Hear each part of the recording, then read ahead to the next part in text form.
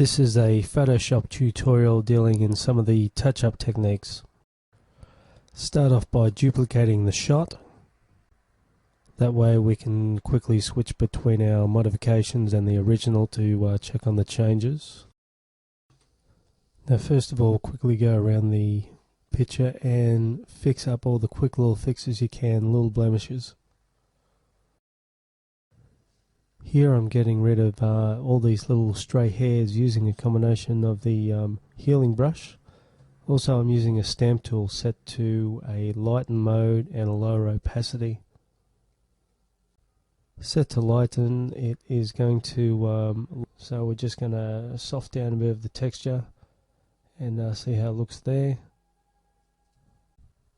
Now again, we've got all these little hairs on the chin. Again, the stamp is set to lighten and we're just going to get rid of those little hairs.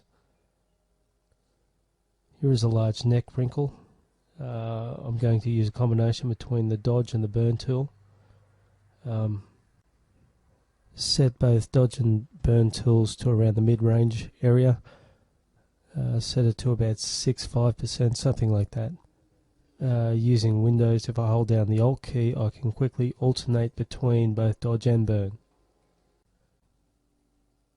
Using dodge and burn, we go around the image and we try to even out the skin tone. So if something looks a bit too dark, lighten it up. Something too light, darken it up. So it pulls them a bit closer together. Here on the lips I'm using the dodge and burn tool. I'm also using the lighten stamp tool to again soften up the texture but maintaining a bit of that texture. Now this armpit area is a bit yuck, so what I'm doing is going in there using a heel brush to remove some of the obvious wrinkles, also using dodge and burn to even out some of the area.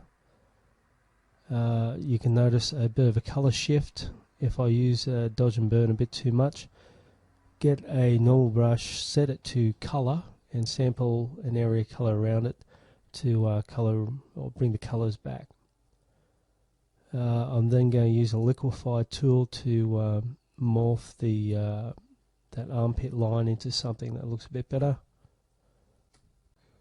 Now let's look at some of these other wrinkles. As we look down at the hands, we have some obvious wrinkles here. Again, we're using dodging and burning to pull some of those wrinkles out, using a heel brush and also a stamp brush. Here I want to repair some of the background, remove some of these hands. Here I've just used a patch tool. Simply select the area and move it to a new sample area, trying to maintain the lines. I'm then using a dodge and burn technique to try and balance out some of these different tonal areas to get it more even again. Then I'll use a stamp tool set to normal to help me reinforce some of those lines.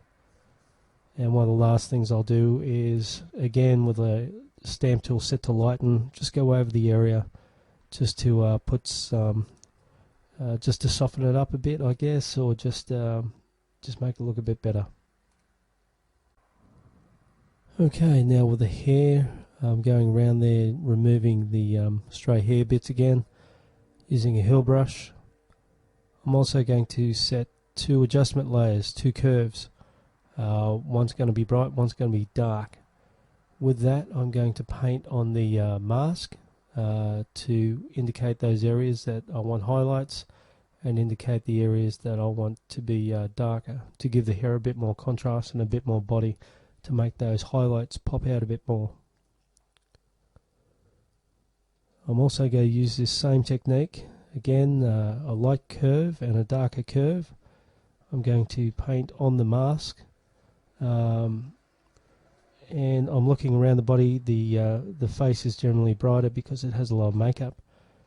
Here the figure is tanned, so I'm going to go over some of those areas to pull the darker areas back. and with the face I'll try and darken it up just to even the whole figure out. Now the girl in this shot's pretty fit, but we're going to do some push and pull some of these areas. Now when we get out, we're going to have to sample the background area and do some quick erasing, and as a result we should have more square shoulders.